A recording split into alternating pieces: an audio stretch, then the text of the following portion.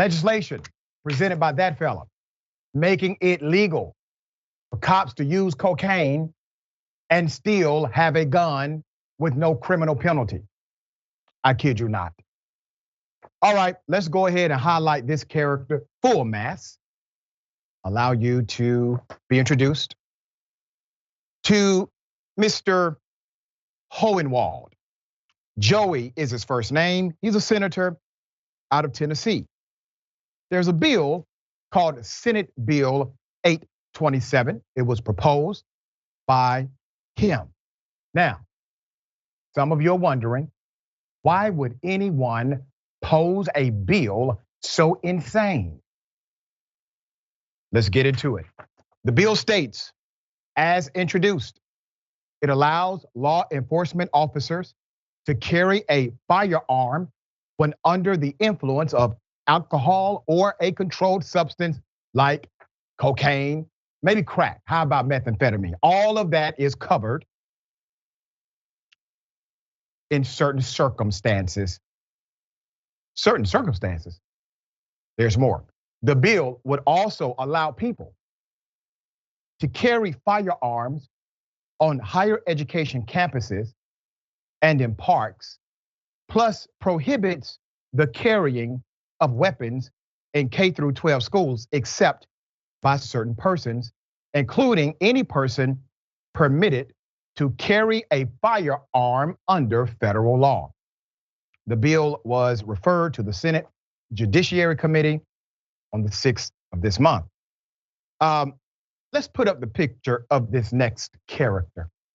Once again, another lawmaker out of Tennessee, Representative Todd Warner, a Republican naturally, introduced into the House a similar bill, House Bill 977, at the same time and assigned that bill to the Civil Justice Committee. Keep his picture up. Let me explain why they introduced basically the same bill at the same time. These bills, according to the Tennessee Constitution, these bills have to go through a committee. That committee will then provide the opportunity for conversation and a vote. Well, activists, advocates, those with common sense will typically run the bill down, provide their particular point of view. Cameras will be there, but you can't be in two places at one time. And so they present legislation on a dual track in order to basically confuse the legislative process and those who are tracking the bill in order to oppose it. That is a strategy utilized by politicians in state governments that allow it. January 2021, Warner was one of the several current and former Tennessee legislators whose homes and offices were raided by the Federal Bureau of Investigation in relation to an investigation into the laundering of campaign funds. This guy is still under investigation by the FBI currently. He has not been arrested, he has not been charged, but he is under federal investigation for the misuse of campaign dollars. He's also the same guy proposing that a cop, these individuals, both of them are proposing that a cop who is high on illegal drugs or drinking too much should not bear a criminal penalty in certain circumstances. Wow. Why would this be a surprise to anybody? Think about it. Some people are saying, oh my goodness, I cannot believe they are creating legislation in order to allow cops to do things that are illegal. What, you don't believe that? Qualified immunity. It's illegal to use excessive force, but they get away with it. There's no law that says excessive force is permitted if you are a cop. If you use excessive force at your job, what do they call that? Oh, assault, battery, right? Cops get away with it. There's a different set of rules, even without it being codified in the statutory language. The question is why? Why would this be a thing? For those who will say, well, Doc, this must be some fringe legislation. These individuals must represent the extreme of the Republican Party in Tennessee. No, I checked the legislative record this morning.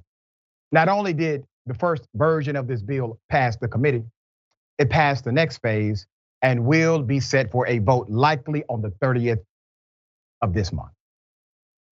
All right. Sharon, thoughts here? So the vote is just days away, Dr. Richey, is what you're reporting. And I think it's rich that people go so far out of their way to gift police more immunity, if you will.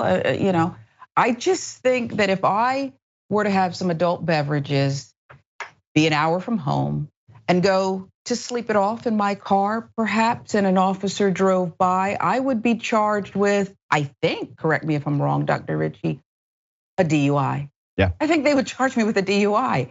And so I don't understand why we would ever fight or waste 1 second on allowing an officer to escape essentially the same thing.